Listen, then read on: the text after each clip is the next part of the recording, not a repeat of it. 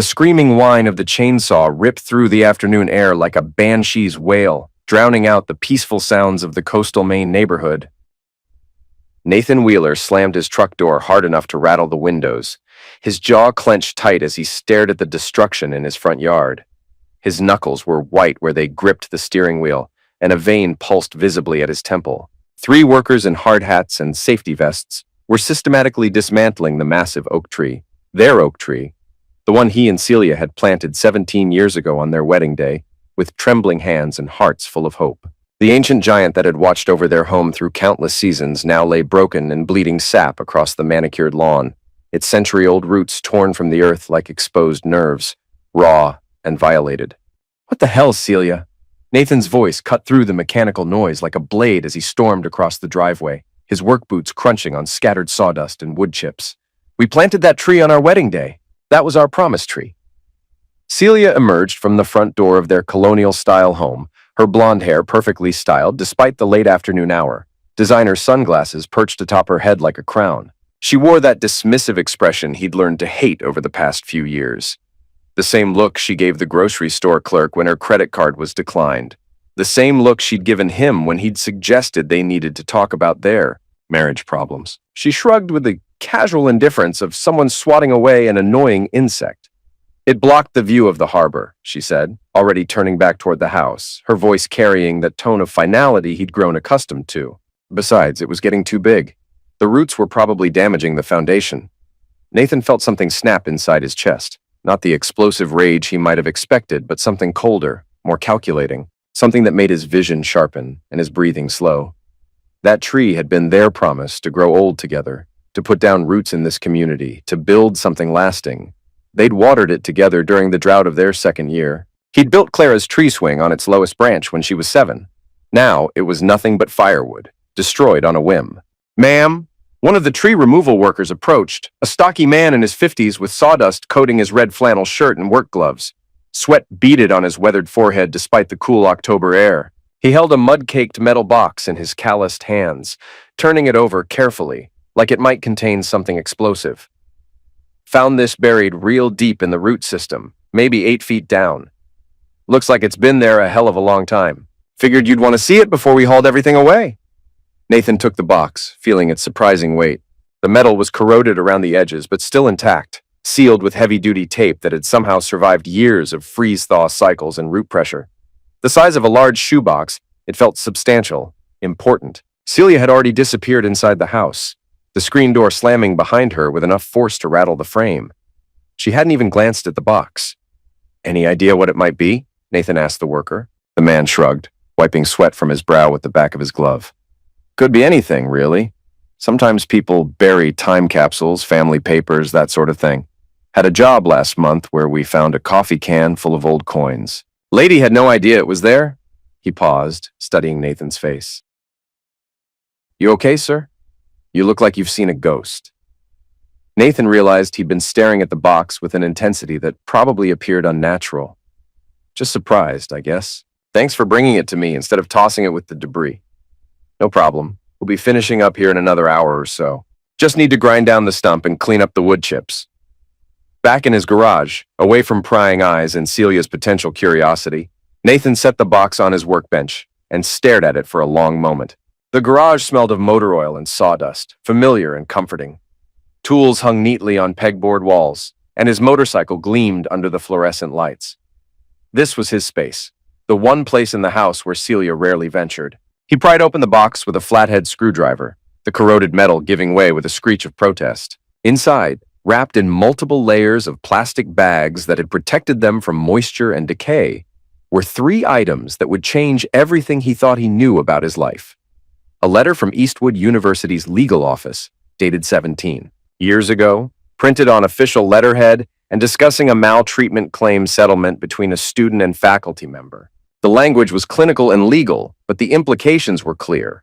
Money had changed hands to avoid litigation. A copy of a $20,000 check made out to C. Wheeler from something called the Vayner Legal Settlement Fund. The check was dated 3 weeks before Clara's birth. The memo line reading "Personal Settlement, Confidential," and a photograph that made his blood turn to ice water and his hands shake so badly he nearly dropped it. Celia, visibly pregnant, maybe 6 months along, her belly round and prominent, standing in what looked like a professor's office. She was smiling, one hand resting on her swollen stomach, while a man's hand covered hers in an intimate, possessive gesture. Behind them, diplomas hung on wood-paneled walls, and a brass nameplate on the desk read, Professor Alan Vayner, Maritime Law Department. Nathan stared at the photo until his eyes burned and his vision blurred.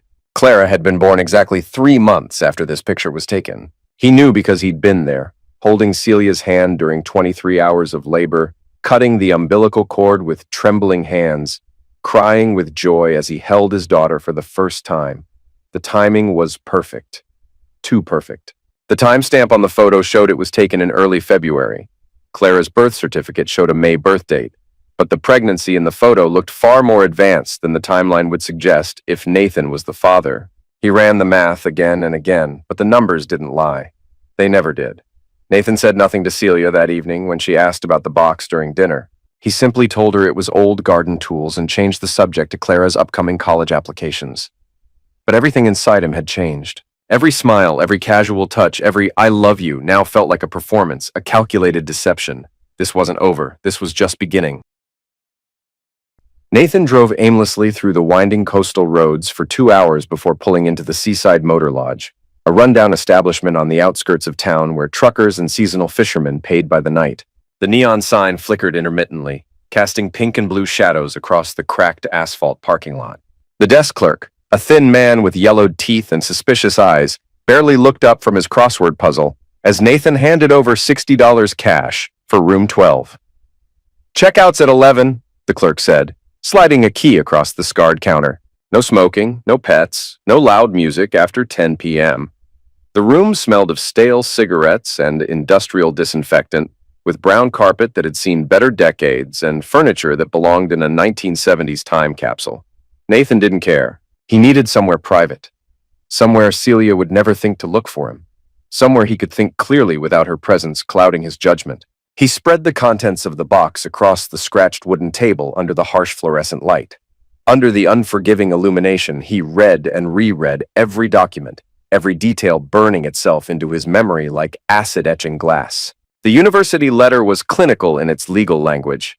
Inappropriate conduct between faculty and student, monetary settlement to avoid litigation, confidential agreement regarding disclosure. The words danced before his eyes as he tried to process their implications. Someone had paid to keep a secret. Someone had taken money to stay silent. The check was dated 3 weeks before Clara's birth. 3 weeks. In legal terms, that made it a payment for services rendered, not support for a future child. Hush money. The photograph was the most damning evidence of all. Nathan had taken thousands of pictures during Celia's pregnancy with Clara, documenting every month, every milestone, every doctor's appointment. In those photos, Celia had never looked as far along as she did in this image, not even in her 8th month. Nathan's phone buzzed with a text from Celia. "Where are you? Dinner's getting cold. Clara's asking for you." He stared at the message for a long moment before typing back, "Headache. Need some air. Be home later." Another text arrived immediately. "Take some ibuprofen. I made your favorite pasta." Your favorite pasta. As if 17 years of marriage could be reduced to knowing his preferred dinner. As if kindness in small things could excuse betrayal in large ones. Flashbacks hit him like waves against a rocky shore. 17 years of subtle lies and weird timelines that had never quite made sense, but that he'd dismissed as pregnancy confusion or new mother stress. Celia's sudden decision to transfer from Eastwood University to the state college her senior year, claiming she wanted a fresh start. Her reluctance to talk about her time at Eastwood, always changing the subject when he asked about her professors or college friends, the way she'd insisted they get married quickly, before she was showing, she'd said, because she wanted to fit into her grandmother's wedding dress. Her mother Diane's nervous energy whenever anyone mentioned Clara's early arrival, always quick to change the subject or make excuses about premature babies being perfectly normal. The way Celia had insisted on handling all of Clara's medical records and pediatrician visits alone, claiming Nathan was too busy with work to take time off. All of it orchestrated, all of it carefully planned deception. Nathan pulled out his laptop and connected to the motel's spotty Wi-Fi. A Google search for Professor Alan Vayner, Eastwood University, yielded immediate results. Vayner still taught at Eastwood, now department head of maritime law. still married to the same woman for 25 years, with 3 children of his own. His faculty bio mentioned his specialty in coastal environmental policy and his published papers on maritime resource management, a distinguished career, unmarred by scandal.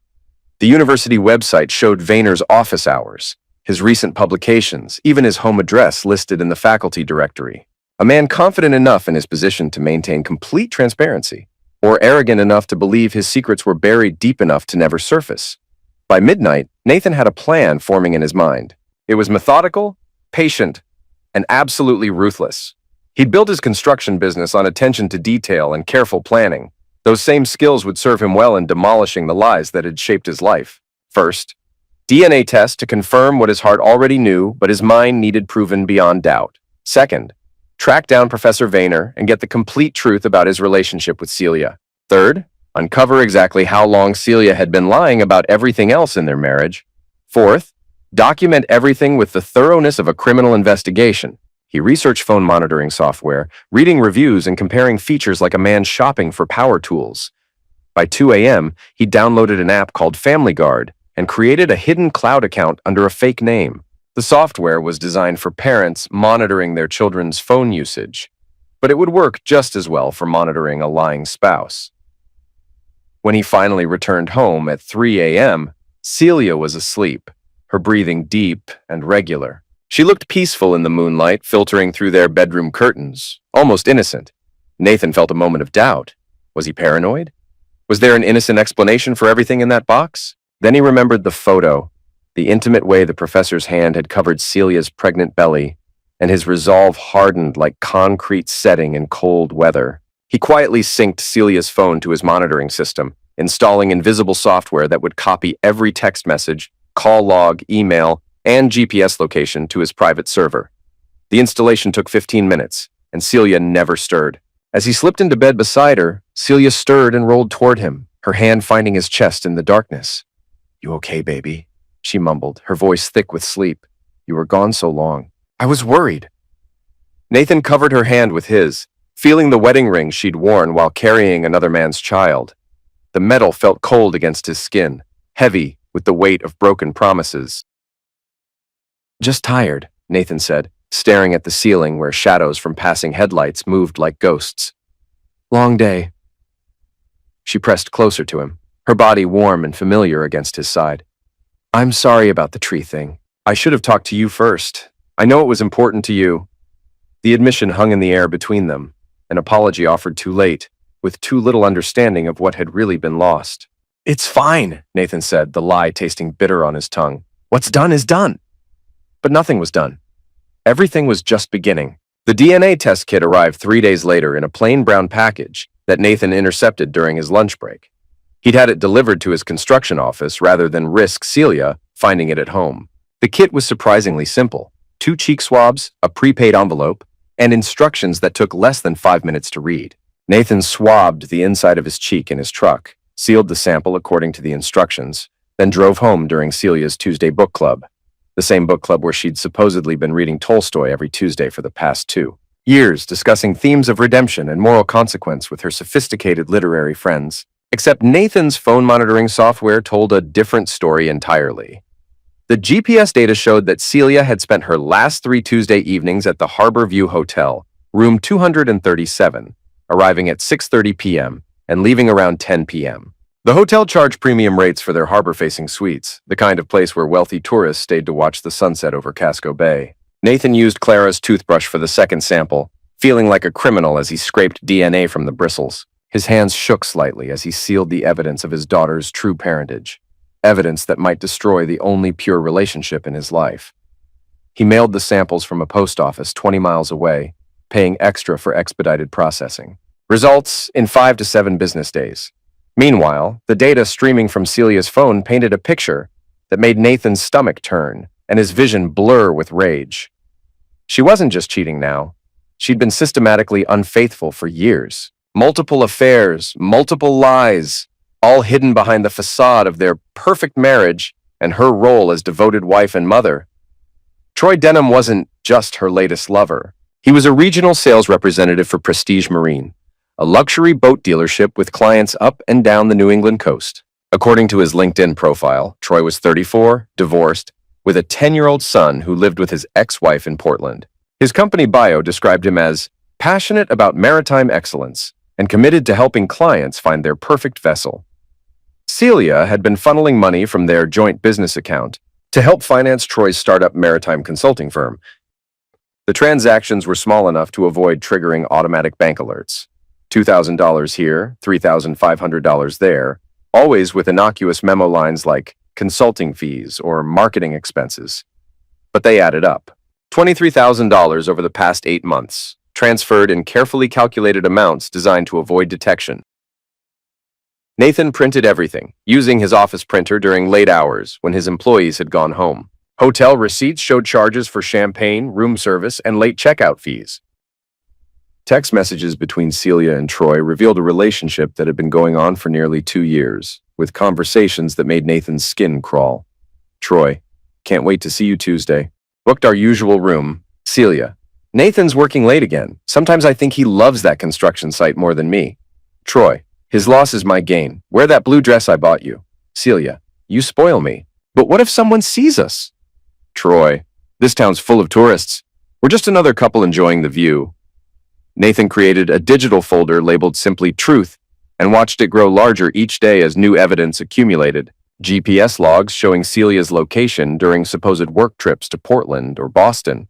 Credit card charges at restaurants she'd never mentioned visiting. Phone calls to Troy lasting hours, always when Nathan was at work or traveling for business. How was book club? Nathan asked when Celia came home Tuesday evening, her hair perfectly styled and her makeup fresh, despite supposedly spending 3 hours discussing Russian literature with middle-aged housewives. Oh, you know how it is, Celia said, not meeting his eyes as she hung her coat in the front closet. Margaret gets so passionate about the themes of redemption in Anna Karenina.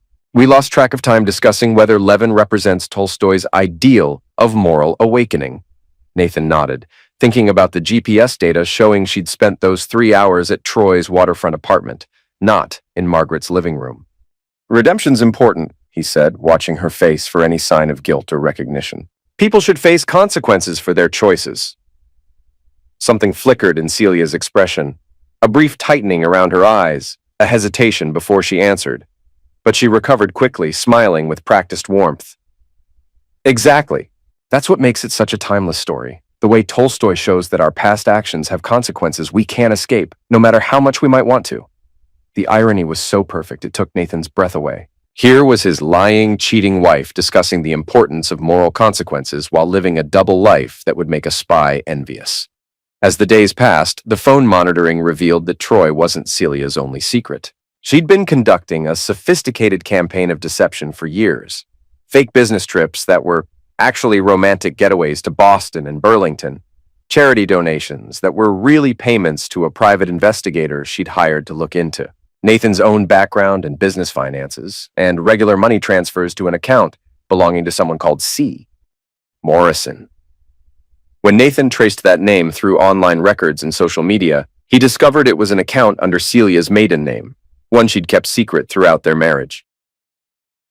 The account was held at a different bank entirely, with statements mailed to a P.O. box that Celia rented under her maiden name. The account currently held over $40,000, money she'd been systematically skimming from their joint finances for years. But the most damning evidence came from Celia's text message conversations with her mother, Diane. Fragments of conversations that revealed the conspiracy had been much deeper and more calculated than Nathan had imagined. Celia, he's asking questions about Clara's birth certificate again. Something about inconsistencies with her medical records. Diane, just stick to the story we agreed on.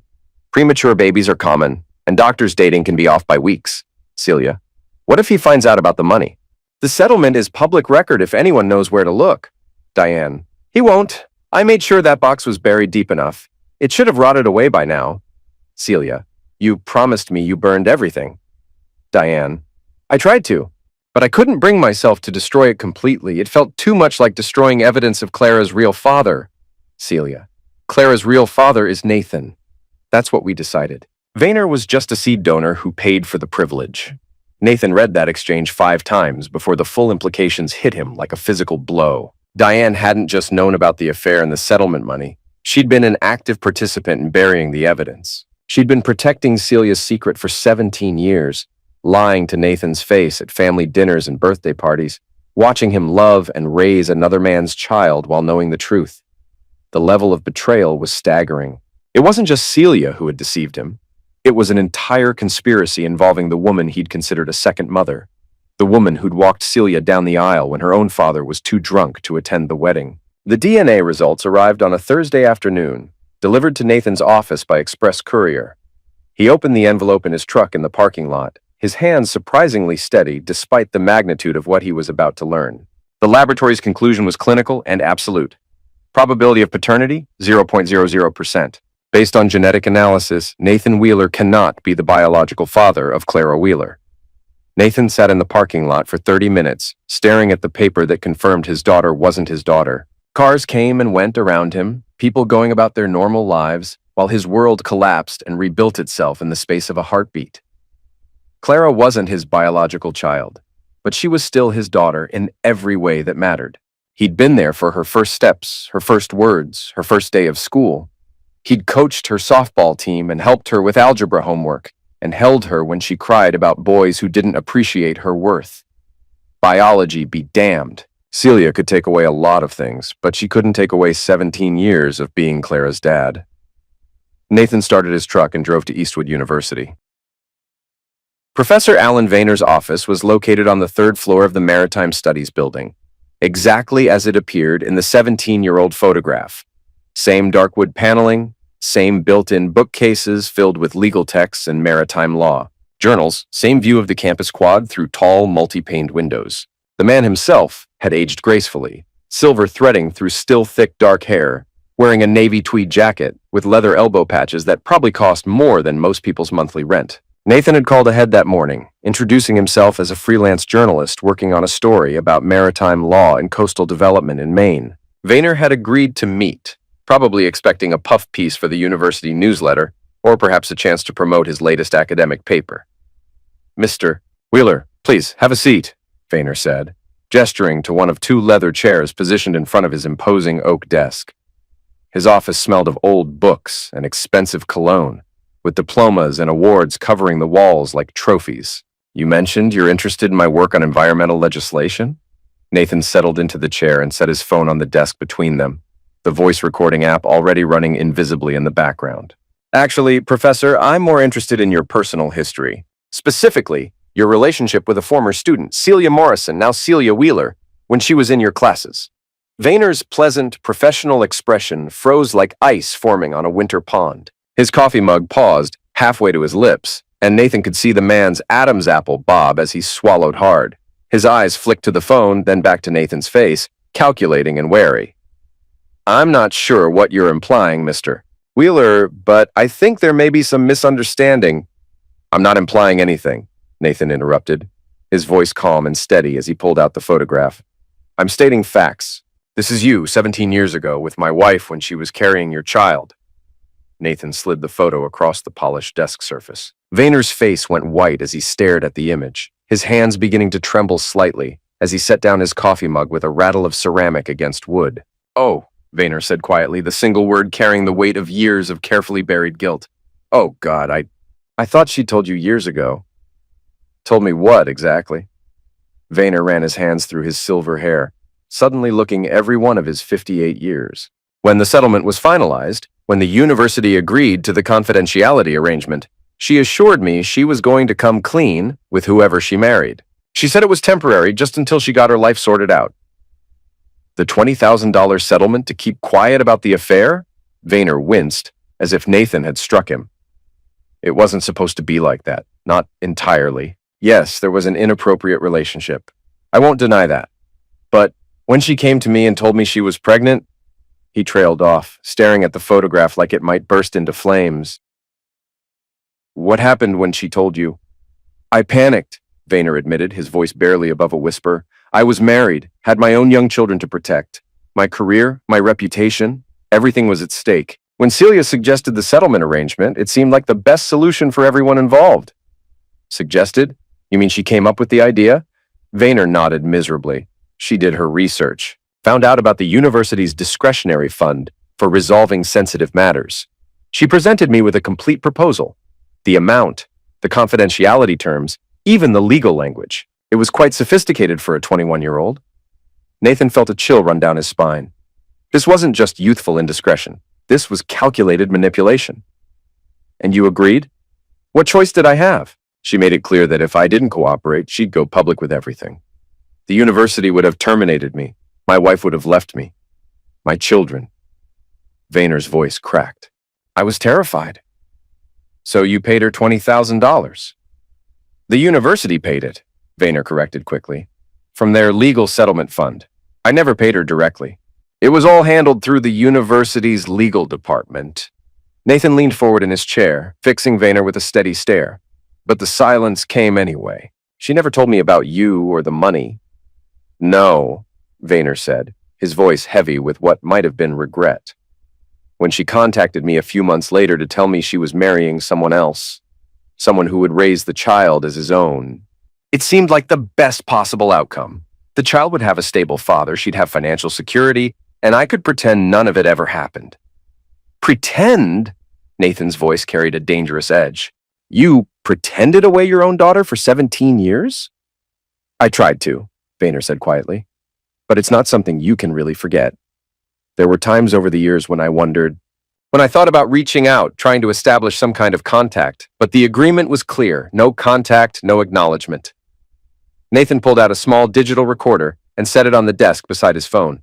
Professor, I need you to tell me everything. The complete truth about your relationship with Celia, about the pregnancy, about the settlement. I need details, dates, everything you can remember. Vayner stared at the recorder for a long moment, then looked up at Nathan with eyes full of something that might have been relief. Are you going to expose me? Destroy my career? That depends, Nathan said. Are you going to tell me the truth? For the next 45 minutes, Vayner talked. He described how Celia had been a student in his maritime environmental law seminar, how she'd started staying after class to ask questions, how casual conversations had evolved into coffee meetings and then into something more. He detailed how the relationship had progressed over several months, how Celia had seemed mature and sophisticated beyond her years, how they'd both convinced themselves it was a romance between equals rather than what it actually was. A professor, taking advantage of his position. When Celia discovered she was pregnant, Vayner explained, she'd given him an ultimatum, help her financially or face public exposure and professional ruin. She'd already researched the university's policies on faculty misconduct and identified the settlement fund as a potential source of money. She'd even consulted with a student legal aid attorney about her options. She was incredibly thorough, Vayner said, shaking his head with what might have been admiration. She had documentation of our relationship, witnesses who could testify about our meetings, even emails I'd sent her discussing personal matters. When she presented her case to me, it was airtight. So you agreed to pay her off? The university's legal department agreed, Vayner corrected again. They felt it was less expensive than a lawsuit and the associated publicity. $20,000 was actually a bargain compared to what a maltreatment case might cost in legal fees and settlement damages. Nathan turned off the recorder and pocketed both devices. Professor, I need you to understand something. This isn't over. I may need you to testify about these events in court. Vayner's face went pale again. Court? What kind of court? Divorce court. Possibly criminal court, depending on what else I discover about my wife's activities. As Nathan left Vayner's office, he felt a cold satisfaction settling in his chest. The professor's testimony corroborated everything the documents suggested and contradicted every lie Celia had built their marriage on. But more importantly, it painted a picture of calculated manipulation rather than youthful mistake. Celia hadn't been a naive student taken advantage of by a powerful professor. She'd been a shrewd operator who'd identified an opportunity and exploited it for maximum financial gain. But Nathan wasn't done digging. Back home, he expanded his investigation into their financial records, using his business skills and attention to detail to trace every dollar that had flowed through their joint accounts over 17 years of marriage. What he found made his earlier discoveries look like petty theft. Celia hadn't just been skimming money, she'd been systematically looting their joint assets for years. The $40,000 in her secret account was just the tip of the iceberg. She'd taken out a home equity loan against their house for $75,000 without his knowledge, forging his signature on documents she'd filed through a notary who was apparently either corrupt, or spectacularly careless about. Verifying identity. She'd cashed in Nathan's retirement bonds early, paying substantial penalties but claiming they needed the money for Clara's college fund, money that had actually gone to finance Troy's business ventures and their romantic getaways. She'd even taken out a life insurance policy on Nathan without his knowledge, listing herself as the sole beneficiary. In total, Celia had stolen or diverted nearly $200,000 from their marriage over the past 5 years, using it to fund her affairs and secret life, while portraying herself as the thrifty wife who clipped coupons and watched their budget. Nathan's phone rang while he was reviewing bank statements in his home office. Clara's name flashed on the screen. "Hey, Dad," his daughter, not his biological daughter, but his daughter nonetheless, said. Her voice carried that slight tension he'd been hearing more often lately. "Mom's acting really weird tonight. She keeps asking if you've been going through her stuff, if you've seemed suspicious lately." Nathan felt his chest tighten. "What did you tell her?" "That you've been acting normal, maybe a little more quiet than usual, but nothing weird." Clara paused. "But Dad, have you been going through her stuff?" The question hung in the air between them. Nathan closed his eyes, feeling the weight of the lies he was now carrying, the knowledge that would soon tear their family apart. "We'll talk soon, sweetheart, I promise." "That's not really an answer, Dad." "I know, but it's the only one I can give you right now. Just trust me, okay? Everything I'm doing is to protect you." After hanging up, Nathan made another discovery that pushed him over the edge from calculated investigation into cold fury. Hidden in Celia's email, buried in a folder labeled Insurance Documents, was correspondence with a divorce attorney named Kenneth Rath, a man with a reputation for aggressive tactics and favorable settlements for cheating spouses. Celia had been planning to leave him for months, strategically positioning herself to take half their assets while keeping her thefts hidden. The emails detailed a plan to claim emotional abandonment, citing Nathan's long work hours and focus on his business as evidence of a failed marriage. She'd even consulted with a financial advisor about how to hide assets during divorce proceedings. But the final straw was a draft email to Troy, never sent but saved in her drafts folder with the subject line "Freedom." "Nathan's getting suspicious about something, but I can't figure out what. He's been different lately, watching me, asking casual questions about my schedule. We need to speed up our timeline. Once the divorce is final and I get my settlement, we can disappear together. Maybe somewhere tropical where they don't ask too many questions about money. I've already transferred most of what we'll need to the offshore account. He'll never find it." Nathan printed the email and added it to his truth folder, which now contained over 300 pages of evidence. Offshore account. She'd moved their money offshore, probably to some Caribbean bank that specialized in helping wealthy Americans hide assets from ex-spouses and tax authorities. The woman he'd loved and trusted for 17 years wasn't just an adulterer and a thief. She was a criminal. And she'd been planning to frame him as a neglectful husband while she robbed him blind and disappeared with her lover. Nathan drove to the law office of Patricia Kellerman, the most ruthless divorce attorney in the state. Kellerman had built her reputation destroying unfaithful spouses in court, and her fees reflected her success rate. But after reviewing Nathan's evidence, she'd agreed to take his case pro bono, calling it the most clear-cut case of marital fraud she'd seen in 30 years of practice. "Mrs. Kellerman," Nathan said, spreading documents across her mahogany desk, "I need to file for divorce, and I need to make sure my wife doesn't see it coming until it's too late to hide any more assets or destroy any more evidence." Kellerman, a silver-haired woman in her 60s with hunter's eyes, smiled with genuine appreciation as she reviewed the evidence. "Mr. Wheeler, your wife has made a crucial mistake. She's documented her own crimes so thoroughly that she's essentially prosecuted herself. This isn't just a divorce case. This is a criminal fraud case with a divorce attached. How quickly can we move?" "Emergency filing tomorrow morning. Restraining orders on all accounts by noon. Asset freezes by end of business. She won't be able to access so much as a checking account by the time we're done." Nathan felt a cold satisfaction wash over him. "Do it." As he left Kellerman's office, Nathan's phone buzzed with a text from Celia. "Working late again? I made your favorite dinner. Clara and I are waiting for you." He stared at the message for a long moment, then typed back, "On my way home. One last dinner as a family. One last night of pretending everything was normal. Tomorrow, the war would begin." The process server found Celia at Troy's apartment Tuesday afternoon. The same Tuesday, she was supposed to be at her book club discussing moral consequences in Russian literature. Nathan watched from his truck across the street, parked in the shadow of a delivery van, as the young woman in the navy blazer knocked on the apartment door with official authority. Through the second-floor window of Troy's waterfront apartment, Nathan could see Celia answer the door in a silk robe that definitely hadn't come from their joint checking account. The process server handed her the thick manila envelope, had her sign a receipt, and walked away with business-like efficiency. Nathan watched Celia stare at the divorce petition for a full minute before her knees seemed to give out. She sank into a chair by the window, the papers scattered around her like fallen leaves. Even from across the street, Nathan could see her mouth moving, probably calling his phone, which he'd deliberately left in his truck's center console. Troy appeared in the window beside her, reading over her shoulder. Nathan had never seen the man in person before, only in social media photos and surveillance images. He was younger than Nathan had expected, probably late 30s, with the kind of artificial tan and carefully styled hair that spoke of vanity and insecurity. The kind of man who drove a leased BMW and wore designer jeans to appear more successful than he actually was. Through the window, Nathan watched Troy's face cycle through confusion, alarm, and what looked like calculation.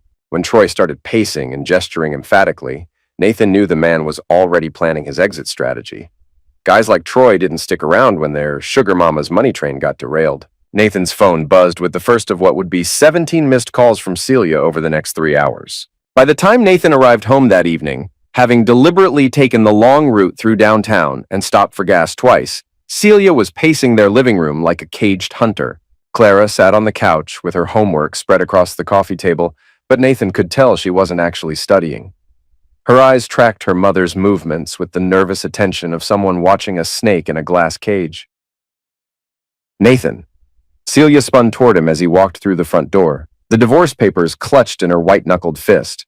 "What the hell is this?" She waved the petition at him like evidence of his betrayal. Nathan hung up his jacket with deliberate calm, taking his time to smooth the wrinkles and check that his keys were in the pocket.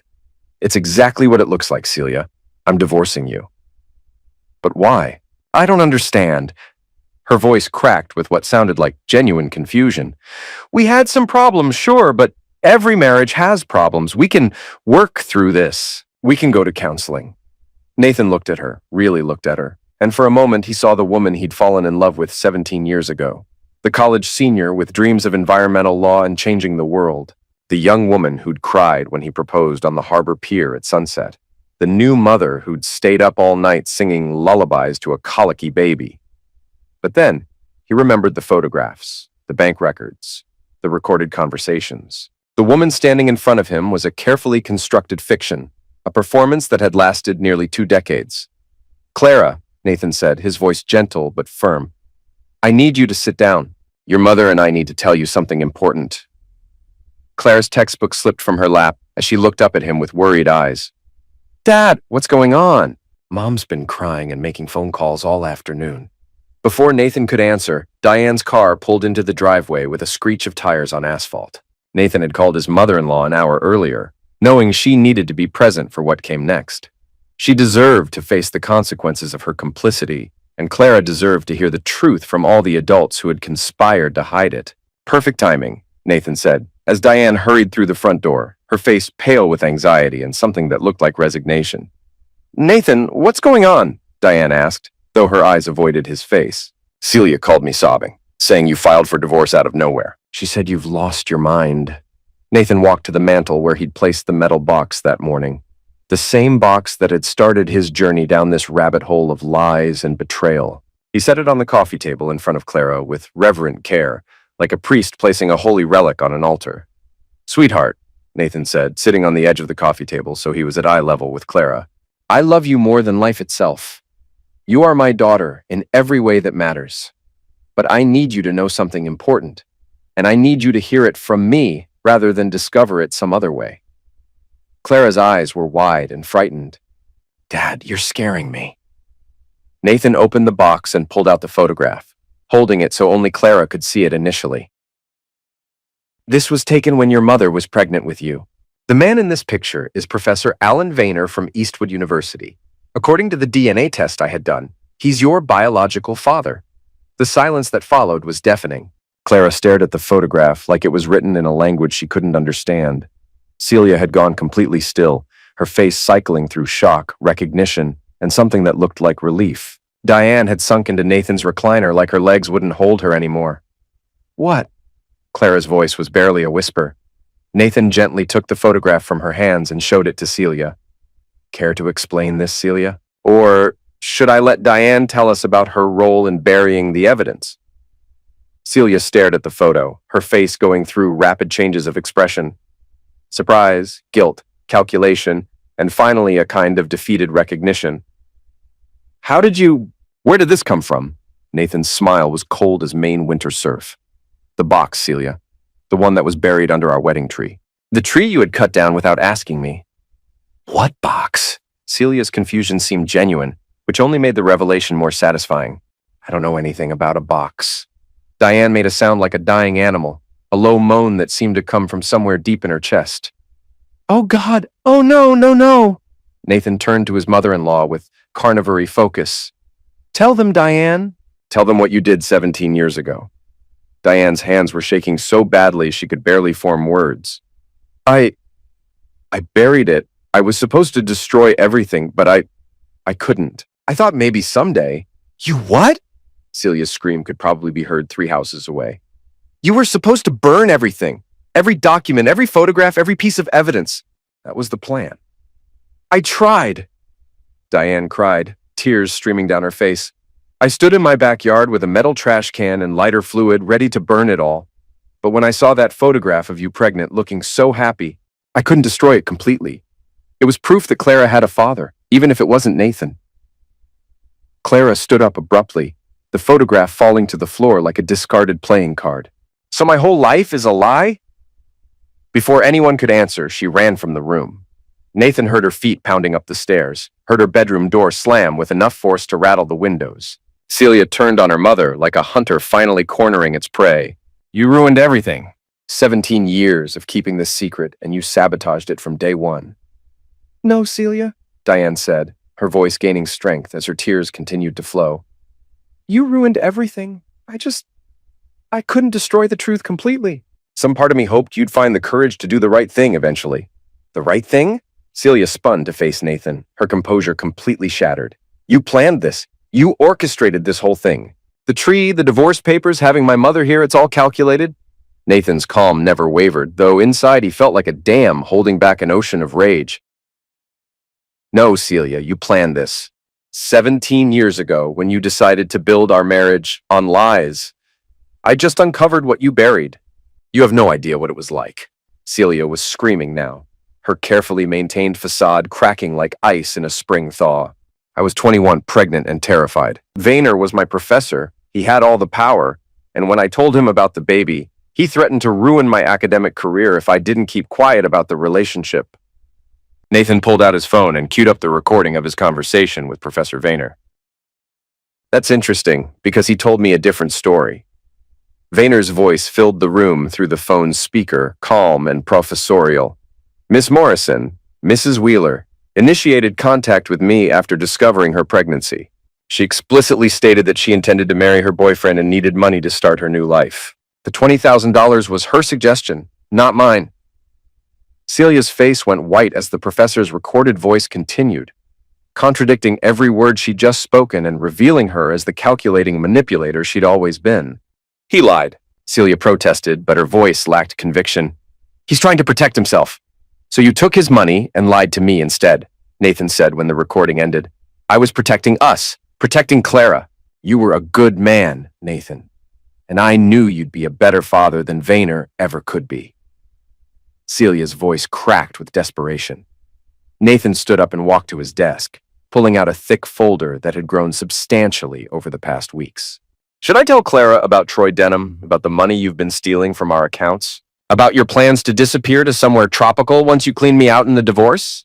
Celia lunged at him, her manicured nails aimed at his face like claws. Nathan caught her wrists easily, his construction worker strength making her struggles look pathetic. "I also know about the offshore account," he said quietly, his grip firm but not painful. "About the home equity loan you took out with my forged signature. About the life insurance policy you bought on me without my knowledge."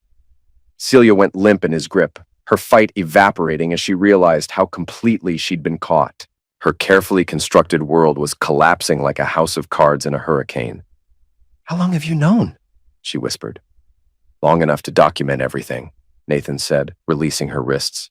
"Long enough to make sure you'll never be able to hurt anyone like this again." Diane was sobbing openly now, her hands covering her face. "I'm so sorry, Nathan. I'm so sorry for all of it." "Sorry doesn't give me back 17 years of my life," Nathan said. "And it doesn't give Clara back the father she deserved to know." Celia sank onto the couch, finally understanding that her lies had caught up with her. "What happens now?" Nathan looked toward the stairs where Clara had disappeared. "Now we tell our daughter the truth, all of it. And then we let the courts decide what justice looks like." The Cumberland County Courthouse was packed with observers when the Wheeler divorce proceedings began 3 weeks later. Word had leaked about the case. The wronged husband, the cheating wife, the secret child, and the buried evidence that exposed it all. Local news crews waited outside like hungry vultures, hoping to catch interviews with the key players in what the Portland Press-Herald had dubbed the buried truth case. Nathan's attorney, Patricia Kellerman, was a silver-haired shark who'd built her reputation destroying unfaithful spouses in divorce court. She'd taken Nathan's case pro bono after reviewing his evidence, calling it the most clear-cut case of marital fraud she'd seen in 30 years of practice. This morning, she wore a charcoal gray suit that projected authority and carried a briefcase that contained enough evidence to end Celia's life as she knew it. Celia's attorney, by contrast, was a nervous young man named Bradley Pierce, who'd barely been out of law school long enough to develop confidence in a courtroom. Pierce had inherited the case from his firm's senior partner, who'd mysteriously withdrawn from representing Celia after learning the scope of evidence against her. The senior partner had cited ethical concerns and conflicts of interest, leaving Pierce to handle what was clearly a career-defining disaster. Judge Margaret Harrison presided over the proceedings with the stern authority of someone who'd seen every possible variation of human betrayal and deception. She was a stern woman in her early 60s with steel gray hair and no patience for theatrics or time wasting. She'd read the preliminary filings over the weekend and ordered an expedited hearing, given the criminal implications of some of Celia's actions. The courtroom was divided like a wedding gone wrong. Nathan sat at the plaintiff's table with Clara beside him, while Celia sat alone at the defendant's table. Diane had been subpoenaed as a witness and sat in the gallery, looking like she'd aged 10 years in the past month. "Mrs. Kellerman," Judge Harrison said, adjusting her reading glasses, "please present your opening statement." Kellerman stood with theatrical grace, commanding the courtroom's attention like an experienced performer taking center stage. "Your Honor, this case represents one of the most systematic campaigns of deception and theft we've ever seen in a marriage dissolution proceeding. The defendant, Celia Wheeler, has spent 17 years building her life on a foundation of lies, criminal fraud, and emotional manipulation." She gestured to the evidence table, where Nathan's truth folder had grown to over 500 pages of documentation. Bank records, photographs, recorded conversations, and DNA test results were organized with military precision. "We will demonstrate that Mrs. Wheeler not only deceived her husband about the paternity of their child, but also engaged in sustained financial fraud, infidelity, and conspiracy to commit identity theft. The plaintiff, Nathan Wheeler, has been the sufferer of what can only be described as a long-term criminal enterprise disguised as a marriage." Pierce's opening statement was weak by comparison, focusing on Celia's youth when the affair occurred and her genuine love for Nathan despite her mistakes. He attempted to paint her as a sufferer of circumstance rather than a calculating manipulator, but Judge Harrison's expression remained skeptical throughout his presentation. The first witness was Professor Alan Vayner, who'd flown in from Boston specifically to testify. He looked uncomfortable in his navy suit, like a man attending his own funeral. Under oath, he confirmed everything from Nathan's recording, adding details that further undermined Celia's version of events. "Professor Vayner," Kellerman asked, "please describe the circumstances under which you first became intimately involved with the defendant." Vayner shifted in his chair, his voice barely audible. "Miss Morrison, Mrs. Wheeler was a student in my maritime environmental law seminar. She began staying after class to discuss course material, but the conversations gradually became more personal. She seemed mature beyond her years, sophisticated in ways that made me forget the appropriate boundaries between faculty and student. Who initiated the physical relationship? She did. She invited me for coffee off campus, ostensibly to discuss her senior thesis. When we returned to my office to review some research materials, she She made her intentions clear. Kellerman walked him through the timeline of their affair, the pregnancy revelation, and Celia's demands for financial compensation. Vayner's testimony painted a picture of systematic manipulation rather than professorial predation. When Miss Morrison informed you of her pregnancy, what was her attitude? Businesslike, Vayner said without hesitation. She had clearly thought through the situation thoroughly. She presented me with options. I could acknowledge paternity and face the professional consequences, or I could agree to a financial settlement that would allow her to start fresh with someone else. Did she ever indicate she'd been coerced into the relationship? No. In fact, she was quite clear that the relationship had been consensual and that she was using the pregnancy as leverage for financial support. She even had legal advice about how to structure the settlement to avoid tax implications. Pierce's cross-examination was painful to watch. Vayner easily deflected every attempt to paint him as the carnivory professor, sticking to his story that Celia had been the aggressor in both the affair and the subsequent financial arrangements. Nathan testified next, walking the court through his discovery process with methodical precision. He presented the phone, monitoring evidence, the financial records, and the forged documents like a crime scene investigator laying out evidence for a jury. Mr. Wheeler, Kellerman asked, when you discovered your wife's infidelity and theft, why didn't you confront her directly? I wanted to understand the full scope of her deception before taking action, Nathan said, his voice steady despite the emotional weight of his testimony. I suspected that if I confronted her too early, evidence would disappear and she would find new ways to continue her crimes. How did that decision affect you emotionally? Nathan was quiet for a moment, gathering his thoughts. It was the hardest thing I've ever done. Living with someone who'd been lying to me for 17 years, pretending everything was normal while I documented her crimes. It nearly broke me. But I knew that Clara, my daughter, regardless of biology, deserved to know the truth.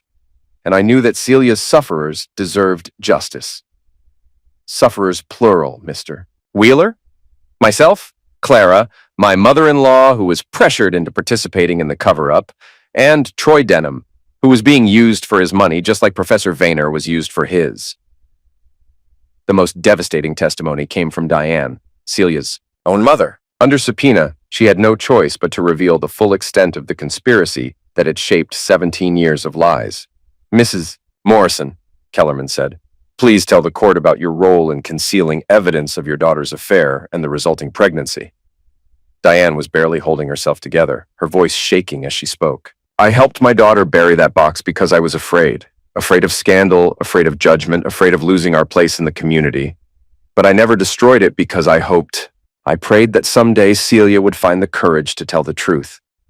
Were you aware of the financial settlement your daughter received from Professor Vayner?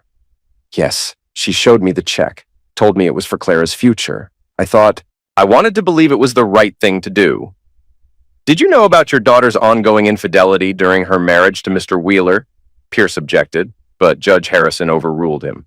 I suspected, Diane admitted, tears streaming down her face. There were signs, unexplained absences, new clothes and jewelry she couldn't afford on their family budget, the way she talked about Nathan with increasing resentment.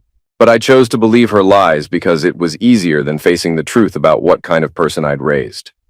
The financial evidence was overwhelming. Kellerman presented bank records, forged documents, and Troy Denham's business records, showing the flow of stolen money like water through a broken dam. Troy himself had been subpoenaed, but had fled the state rather than testify, which Judge Harrison noted for the record as potential witness tampering. Mrs. Wheeler, Kellerman said during her cross-examination of Celia, you stole nearly $200,000 from your husband over the course of your marriage. How do you justify that? Celia sat ramrod straight in the witness chair, her defiance finally surfacing after days of looking defeated. I didn't steal anything. That money was from our joint accounts. I had every right to use it for our family's future. For your affairs? For your lover's business ventures? For a secret offshore account your husband didn't know existed? I was planning for our future. Celia's voice rose to nearly a shout. Whose future, Mrs. Wheeler? Yours and Mr. Denham's? Because we have your emails discussing your plans to disappear somewhere tropical after taking half your husband's assets in the divorce. Judge Harrison gavelled for order as murmurs rippled through the gallery. Celia's composure finally cracked completely. You don't understand. I was trapped. I made one mistake 17 years ago and it spiraled out of control. I couldn't tell Nathan the truth because it would have destroyed everything we'd built.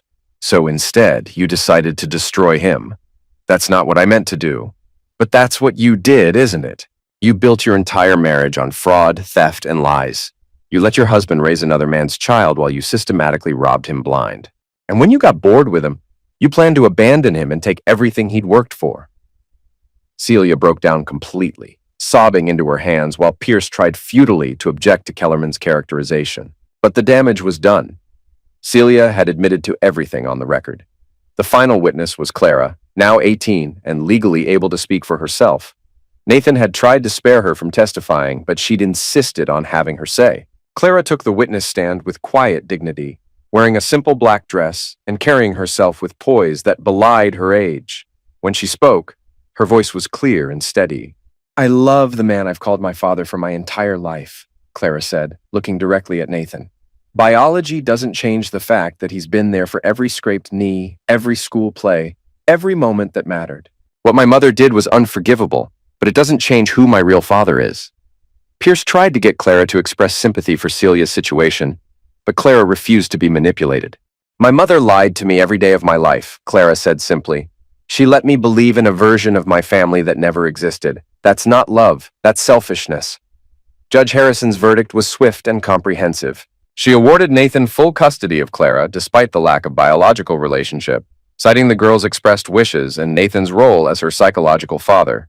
She granted him the house, the business, and the majority of their joint assets. She ordered Celia to pay full restitution for the stolen money, plus damages and attorney fees, but the judge went further than anyone expected.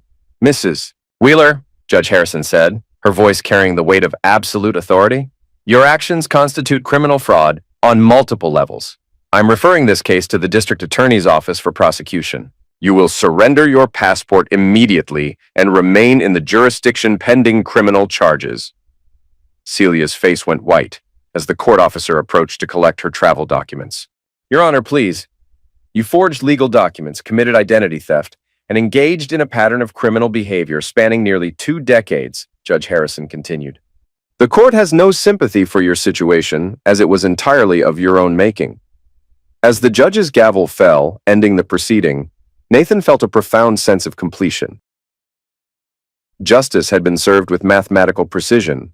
Outside the courthouse, Nathan faced a wall of reporters and cameras. He kept his statement brief, Clara standing beside him with quiet dignity. "Justice was served today," Nathan said to the assembled media. "My daughter and I can finally move forward with our lives, knowing the truth is out in the open." "What's next for you and Clara?" a reporter asked. Nathan looked back at the courthouse, where Celia was being led away in handcuffs as her fraud charges were formally filed. Troy Denham would be arrested within the week on charges related to receiving stolen property and conspiracy to defraud. "We're going home," Nathan said, putting his arm around Clara's shoulders. "We're going to plant a new tree." 3 months later, Celia appeared at the front door of the house that used to be hers, looking like a ghost of her former self. Nathan barely recognized the woman who'd once commanded every room she entered. The designer clothes were gone, replaced by a thrift store outfit that hung loosely on her diminished frame. Her hair was unkempt, her face gaunt, and her eyes carried the hollow look of someone who'd lost everything that mattered to her. The criminal trial had lasted 2 weeks, ending with Celia pleading guilty to multiple counts of fraud, identity theft, and conspiracy. Her public defender had negotiated the best deal possible under the circumstances. 3 years in state prison, eligible for parole in 18 months. The local media had covered every detail, turning Celia into a cautionary tale about greed and deception. "Nathan," she said through the screen door, her voice barely above a whisper. "Please, I just need to talk to Clara. Just for 5 minutes." Nathan handed her a manila envelope through the door without opening it. "Court order. Restraining order. Stay at least 500 yards away from this property, from Clara, and from me. You can't keep me from my daughter forever." "Clara's 18 now," Nathan said, his voice carrying no emotion whatsoever. "She can make her own decisions about contact. So far, she's chosen not to see you." Celia stared at the envelope with shaking hands. "I know I made mistakes, but..." "Mistakes?" Nathan's voice was eerily calm, with an undertone that could freeze blood. "You built our entire marriage on fraud. You stole our money to fund your affairs. You let me believe Clara was my daughter while you knew the truth. Those aren't mistakes, Celia. That's who you are. Through the window, Nathan could see Clara in the living room reading a book for her college literature course. She'd been accepted to the University of Maine with a full academic scholarship, her future bright despite the chaos of the past year. She'd heard her mother's voice but hadn't looked up from her reading. "She won't even see me," Celia whispered, her voice breaking. "Can you blame her? You didn't just lie to me, Celia. You lied to her every day of her life." She's the real sufferer in all of this. Nathan started to close the door, then paused as a thought occurred to him. Troy left town, by the way. Took what was left of his business and disappeared the day after your arrest. Apparently, dating a convicted felon wasn't part of his long-term plans. Celia's face crumpled like paper in a fire. Nathan felt nothing as he watched her break down completely on his doorstep. "I'm sorry," she sobbed, her shoulders shaking with the force of her grief. "I'm so sorry for everything." "I know you are," Nathan said, his voice carrying the weight of finality. "But sorry doesn't fix what you broke. And sorry doesn't give me back 17 years of my life." He closed the door and locked it, watching through the window as Celia stumbled back to her car, a 15-year-old sedan that barely ran, all she could afford after the restitution payments, and legal fees had taken everything she'd once owned. Clara looked up from her book as Nathan walked back into the living room. "Was that her?" "Yeah, I heard everything."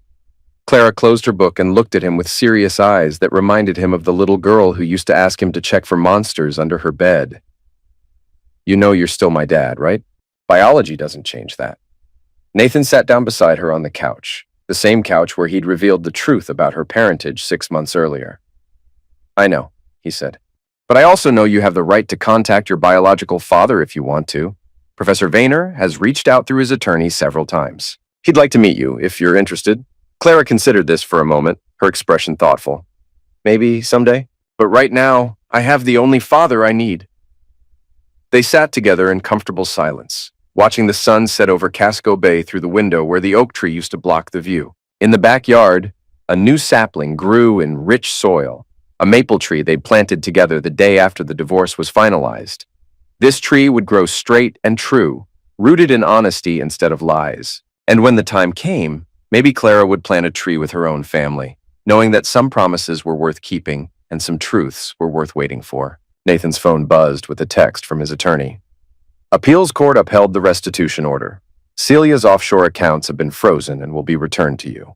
The Criminal Restitution Fund has approved an additional payment for emotional damages.